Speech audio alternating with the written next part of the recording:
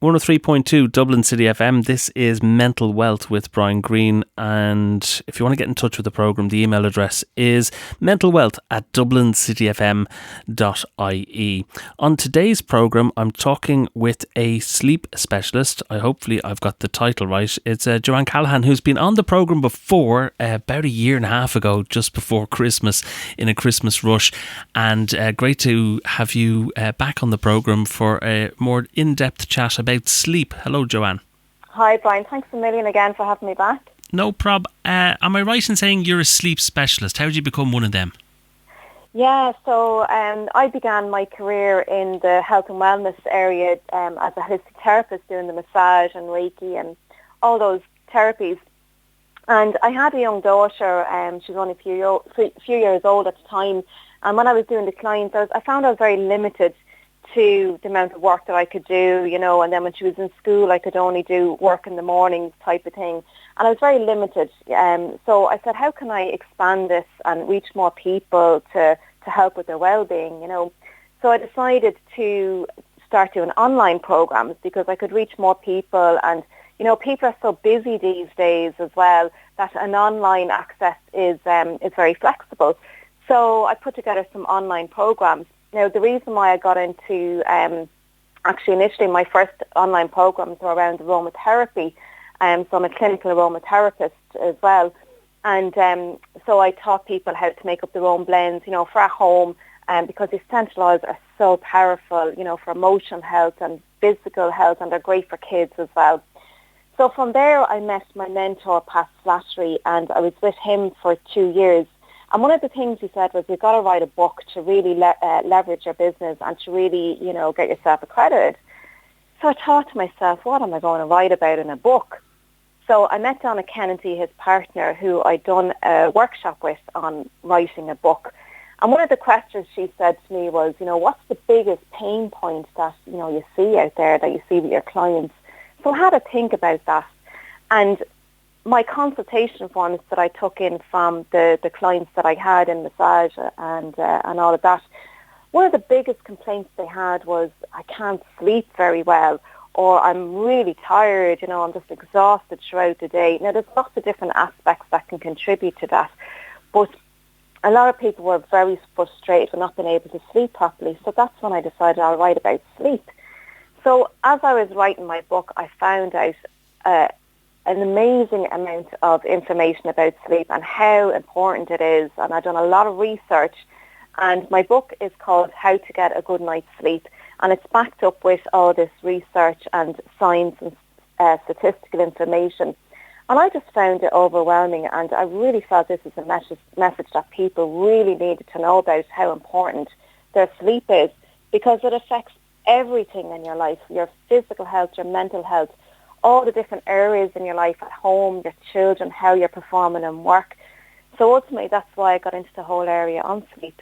Tell me, why are people not getting enough sleep? In general, I think the population are not. Am I right in thinking that? And why are they not?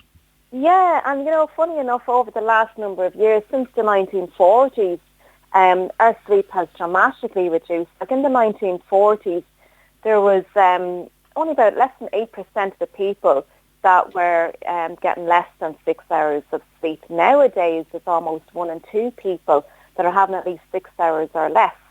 So what's happened between now and then?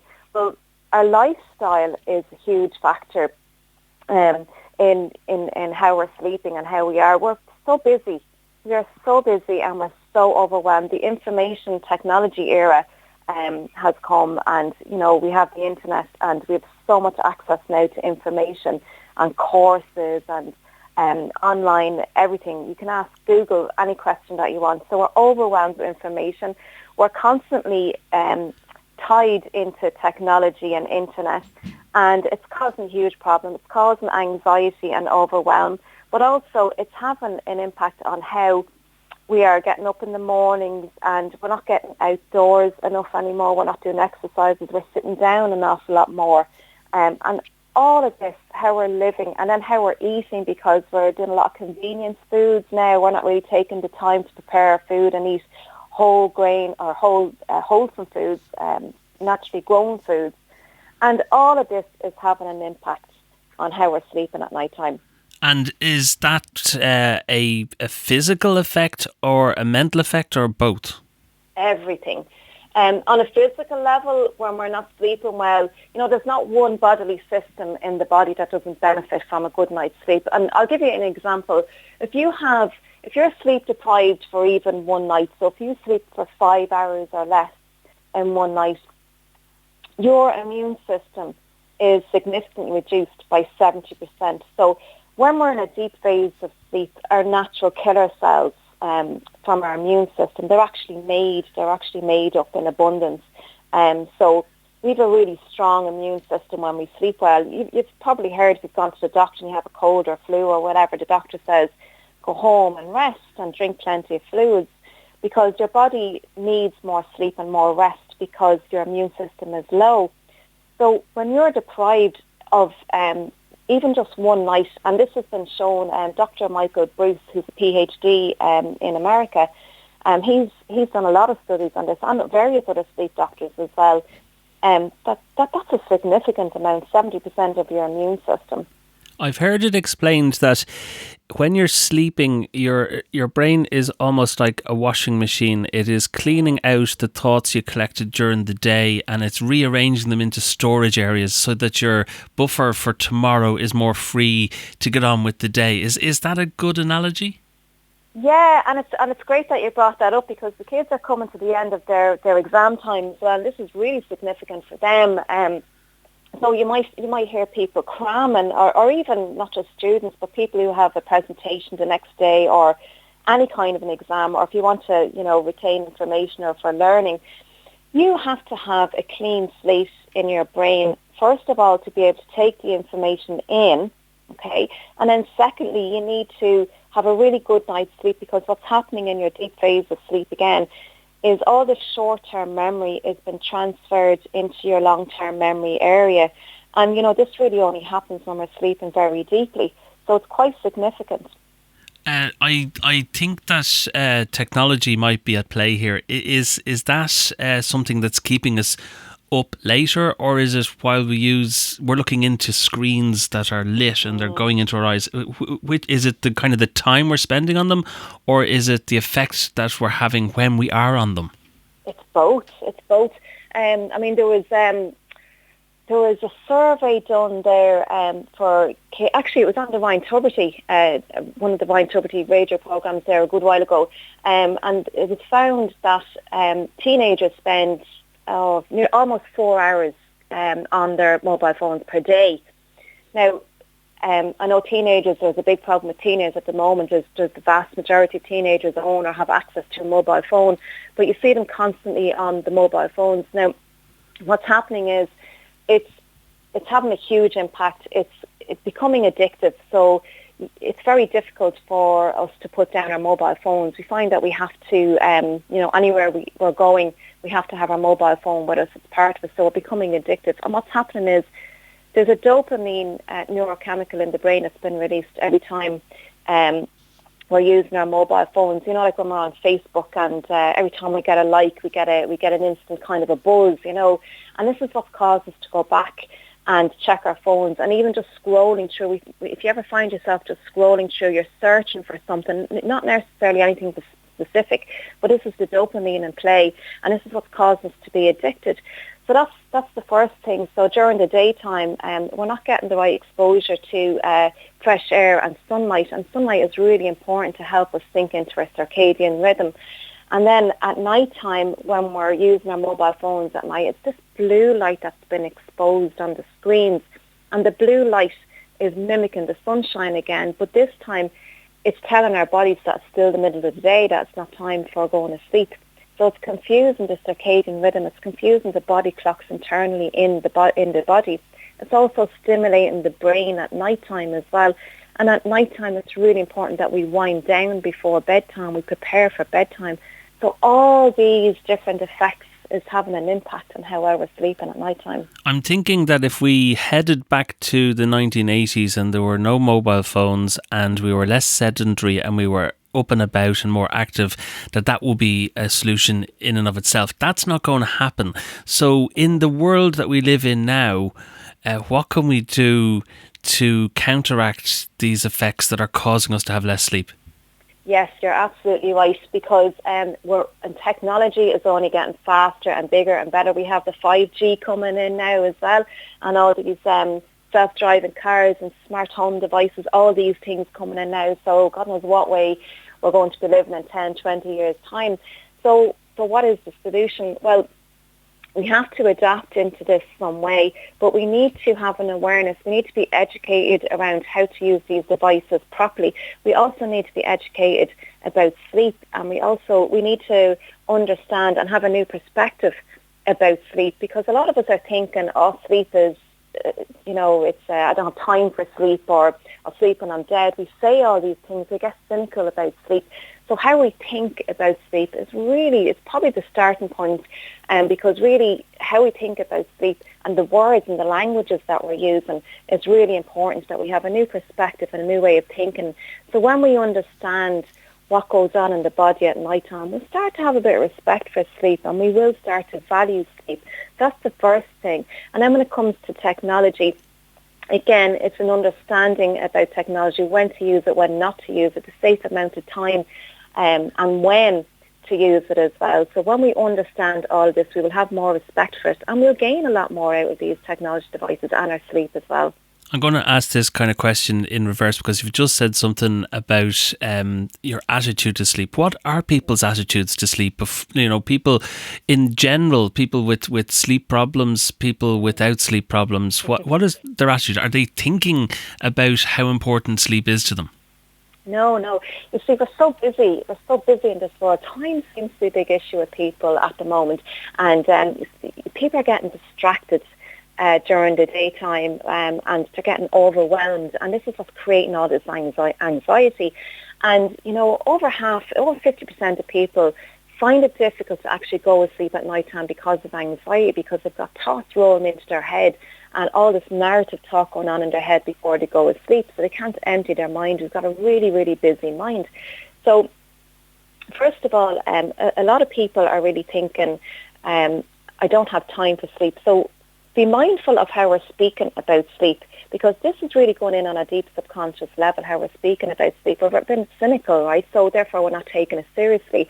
So we need to first of all mind how we're speaking about sleep, have a new perspective of sleep, and when we understand sleep a bit better, we will start to do things and behave differently, and and take different types of action to enable us to sleep better. But an awful lot of us are saying, I don't have time for sleep, and this is the kind of talk that we're saying, really. So this is really where we need to key in and focus on and be aware of. Would I be right in thinking that some people who don't have time for sleep do have time to queue up in a shop and have their name written on a cup and then get a big shot of coffee that's going to get them kick-started into the morning? And is that a bad thing for our sleep? Yeah, this is the thing, you see, when people aren't listening to their bodies. Your body is all these messages that your body is giving you is your friend. When you feel that you're in pain or any of this, it's not an inconvenience. Nobody likes to be in pain, but your body is telling you a message to slow down and mind yourself and rest. And an awful lot of people, they'll go for cigarettes or caffeine, as you say, or alcohol is another one as well that we're using to cope. And caffeine, the thing about caffeine is, look, caffeine is okay in moderation like everything else, but if the thing to remember about caffeine is it has a half-life, which means if you have a cup of coffee in the late afternoon, about 5 o'clock, it takes about 6 to 8 hours, depending on your metabolism, how fast you metabolize things, but typically about 6 to 8 hours for half of that caffeine to metabolize out of your body. So therefore, if you're going to bed at 10 o'clock at night or 11 o'clock at night, that caffeine is still in your system, and caffeine is a stimulant. So caffeine actually has an impact on your sleep drive. And to go a little bit into the science part of it, we have a chemical in our brain called adenosine. And adenosine is basically the byproduct of all the activities that we do, all the cellular activities. It's the byproduct, it's the waste product, if you like. And the more activities you take part in during the day, the more of this builds up. And the more of this adenosine you have, the stronger your sleep drive is. So the more you do, the more things you do physically, the more tired you're going to get. So it makes sense. Now, when you have a cup of caffeine, what happens is that the molecules are very similar, so they slot into those receptor areas and they block it out. So therefore, your body is not registering that this sleep drive that you're tired, so it's blocking that out. And so when that caffeine actually wears out, you get an instant crash. So you're absolutely exhausted when that caffeine wears out. So that's what's happening. So when you understand that, you might think differently about how much coffee you drink. It sounds like that kind of hit you get with a Happy Meal, and then about an hour and a half later it wears off and you're kind of going, exactly. I'm not full anymore. Would you recommend no coffee or don't drink coffee after a certain time in the day? See, it depends. See, everybody is an individual as well, so it comes down to individual and it comes down to knowing your body and how fast your metabolism is. So for most people, look, it's okay to have a cup of coffee. I enjoy an odd cup of coffee. But typically the advice is, around 2 o'clock, at lunchtime, and that's kind of the time when if you're serious about your sleep and you really want to get on top of it, if you seriously have problems with sleep, and don't drink coffee after 2 o'clock. Right, 2 o'clock it's just a quarter to 1 here on a Tuesday afternoon. You've got until 2 o'clock to get your coffee in for the day. You touched on the technology earlier. Can I ask you, is there any advice that you would have for how we can kind of get off this technology a bit that helps our sleep? Yeah, well, first of all, there are some free apps out there. If you're on your laptop, Flux, F.LUX is a free program that you can install on your laptop. Now, I know most people are on the mobile phones. There's an app called Twilight that I use on my mobile phone. It's free, so you can use that on the mobile phone as well. Now, that's not to say it's okay for you to use your mobile phone at night time, because there are other considerations like the stimulation of the brain. We really need to stop using devices at least, I would say, 2 hours before bedtime. You really need to just put them away. Don't bring your mobile phones to the bedroom. Your bedroom is a sacred place of sleep, if you like, and we need to be looking at it that way and really respecting our sleep. Bedroom is not for doing your business work in. So leave your phones. Now, a lot of people use their mobile phones as alarm clocks, so if that's the case, turn your phone onto flight mode. Turn your Wi-Fi router off in your house. You don't need it during the night. Turn it off, and certainly do not charge anything in your bedroom, because that's giving off a radiation as well. So we need to be mindful of all this EMF as well, because it can have an effect. We are electrical beings ourselves, so all this EMF can, and over time this accumulation can have an effect on our body right deep down onto a cellular level. And with the 5G coming in as well, there's even more concerns about that too. So lock it off when you're not using it, when you're not using the Wi-Fi, and particularly at night time in bed, turn your phone on flight mode. We're speaking with Johann Callaghan. She's a sleep expert, and we're trying to get the best advice over the phone for you today on sleep issues. Habits. If I want to become a good salsa dancer, I would go regularly to classes, and it would become habitual, like driving a car. It would be muscle memory that would be doing it, rather than what the instructor told me 12 years ago when I learned how to drive. What habits can we begin to instill in ourselves to become better at sleeping? There's lots and lots of things that you can do. Really a good thing to do is exercise or move during the daytime, because this is going to help sync your body into this circadian rhythm. It's really, really important that we align to our circadian rhythm. Again, this is our body clock, okay? This is when our body can recognize daytime and nighttime. And this has an influence on our hormones, on our body temperature, our heart rate, all these kind of things, blood pressure.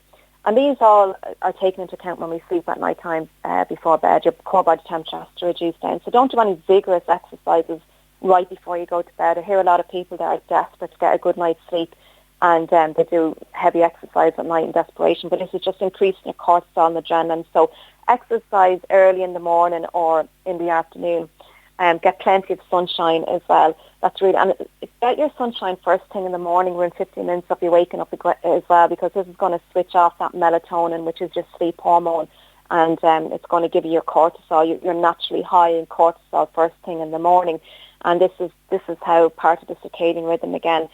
So the wind down routine is very important at night time. So what can you do at night time? You can do meditation, any kind of relaxation techniques, a hot bath. A magnesium bath is great because magnesium relaxes the muscles. And 85% of people are deficient in magnesium. And sometimes it could just be as simple as that, making sure you get your magnesium. How would you get magnesium baths? Is that something in a bath shop or something to do for you? You can buy magnesium salt flakes in a health shop. Or you can get them anywhere, I think, really, these days. But that's where I get mine now, is in a health shop. And it just comes in a bag. And you put a cup full of that. I use my essential oils, so I like to put lavender and chamomile. They're two oils that I like to use. They're very calming essential oils. They're great for kids as well. So I put a few drops of that on the soap, and then I put it into my bath. And, oh, my God, it is just absolutely amazing. Now, when I say have a hot bath, and I spoke about core body temperature earlier on, when you get out of your bath, your body naturally cools down. So this is, again, a cue for your brain that it's time for sleep as well. And then you're relaxed from your magnesium as well and your essential oils. It's just amazing. But you can do, it's really up to the individual to choose whatever it is that's most helpful for you to get a sleep at night time. You may like to read. You may like to do some MP3 guided relaxations just before bed. But it's even a gentle walk at night time to get a bit of nice air just before bed. Just a gentle walk. Yoga, stretching. Anything like that is super good for helping you to wind down and relax at night time before you go to bed. And it's all habitual, as we say. The more you do it, the more frequently you do it, the more of a habit. And you just automatically do it then without it being a struggle or something that you have to do. You know, it just comes naturally. Does Johann Callaghan get a good night's sleep because you know all these things? I do. I love my sleep, and I really look forward to my nighttime going to sleep. And it's funny because I have a young daughter. She's 8 years of age, and I remember one time there a good while ago, I was on my phone, and she said, Mommy, turn off the phone. We don't do mobile phones at nighttime, you know, when we're going to bed. And it's great because she picked up on that, you know. So how we as parents are behaving has an impact on our kids as well. So there's no point in parents telling their children to put the phone away if we're not doing it ourselves, you know. So yeah, I love my sleep, and I mind how I'm eating at night time as well. I don't eat too many sugary foods before I go to bed, you know, because it has a spike on your sugar during the night, and that's what wakes you up. So there's lots of, I just find it absolutely amazing and so powerful, and I have so much more control and power over my life as a result. I'm guessing that you've done experiments in your learning to find out. Have you gone through kind of sleep deprivation to, you know, learn and write down how it feels and all these kind of things? Oh my God, you know what, I had so much of that throughout my lifetime of sleep deprivation from a snoring partner who turned out to have sleep apnea. And that's a really big thing as well, the sleep apnea. If you're a snoring partner, go and check that out. I've had noisy neighbours with dogs barking in the middle of the night. So I've had my share of sleep deprivation, and, you know, I have journaled what it feels like. And, you know, it's really not nice because your mood is affected the next day. You can't think straight. You don't have the time or energy. You don't have the energy for your kids. So it's really not nice. I've journaled all of that and the impacts of how it just makes you feel overall. And it comes down to, you know, your mental well-being. And on a physical level, over a long period of time, this can have an impact on, you know, you developing diseases and everything, you know, because you're reducing your immune system. And I've seen that, and even if I have a cold or something like that, I just take plenty of rest, and I can see how quickly my body recovers. So I really respect sleep now, I really do. When is it time to go and see the doctor? Like, you might be thinking insomnia, or this isn't going away and this isn't getting any better, and I've tried everything that's been suggested. When is it time? What is the signs to kind of say, I must go and see my GP? Well, really, if it's happening regularly, you know, they say like an insomniac is, or a definition is, according to, you know, Google, is when a person is not sleeping for 3 nights 3 nights during the week over a 3-week period, over a 3-month period. So basically, if you're constantly having problems with not getting a good night's sleep, it is really time to go to the doctor then, because Now, this is having a massive impact, and all this sleep debt is accumulating. It's all building up, and you really do need to go and see your doctor then. We do have events, like we may have an exam coming up that we might disrupt our sleep a little bit, but if it's something that's ongoing all the time, then that's when you definitely need to go and have a chat with your doctor. Speaking of events, you have a webinar coming up during the summer, and it's going to help people with all the things we've discussed today and more. Tell us a bit about the webinar. Yeah, so I have a webinar coming up on the 22nd of July. It's a Monday evening at 7 o'clock. The web address for that is yoursleepsuccess.com. So it's called the 5 surefire strategies to your sleep success. Bit of a tongue twister there. But I'm going to be covering 5 really key areas of how you can get your sleep success. And it really is, it's packed with information. It's free to come along for anyone to come along and join me online. It'll be about an hour long. There'll be a Q&A as well. So if you have any questions, we can have a chat about those as well. And I will be having a free discovery call that I'll be giving information about on that after the webinar call as well. So it's really not to be missed. If you're having difficulty sleeping, or if you know anybody, which I'm sure you do, because there's so many people that are sleep deprived these days. And you know what? You will be a better version of yourself. Just consider that when you do get more sleep and you do get more deep, restful sleep. So the 22nd of July, yoursleepsuccess.com. Yoursleepsuccess.com. What a great domain name that is. Can I finally ask you, we've about a minute left, is the alarm clock in the morning a good thing, bad thing? Should you obey it? Should you have it in the first place? The alarm clock in the morning, well, you are really, if you can wake up naturally without an alarm clock, that is the best, because if you wake up to an alarm clock, you could be in a very deep phase of your sleep, and you may find if you are sleep deprived and you're waking up in a deep phase of sleep, you're going to be really, really groggy, and it's going to take you 2 cups of coffee before you could take you 2 hours to wake up. And so really, if you can wake up naturally, now of course our time is socially determined, so we may need an alarm clock, but don't hit the snooze button. Again, you're going back into your deep sleep every time you hit a snooze button, and you're going to have this inertia, again, creating this fogginess. So if you do use an alarm clock, which most of us do, just get up at the first alarm. Some wonderful advice for our sleep. I wonder if it will have any effect on me. I suppose it will if I take and heed any of the advice given and try it out. I will try it out. Johann Callaghan, sleep specialist, yoursleepsuccess.com. Thank you very much for your time today. Thank you so much, Brian. I really appreciate it. Sleep well tonight now. Will do. Thank you. Thanks a million. This is Mental Wealth on Dublin City FM. Have a great week, everybody. We'll be back next Tuesday at the same time. Until then, take care, stay safe, and goodbye.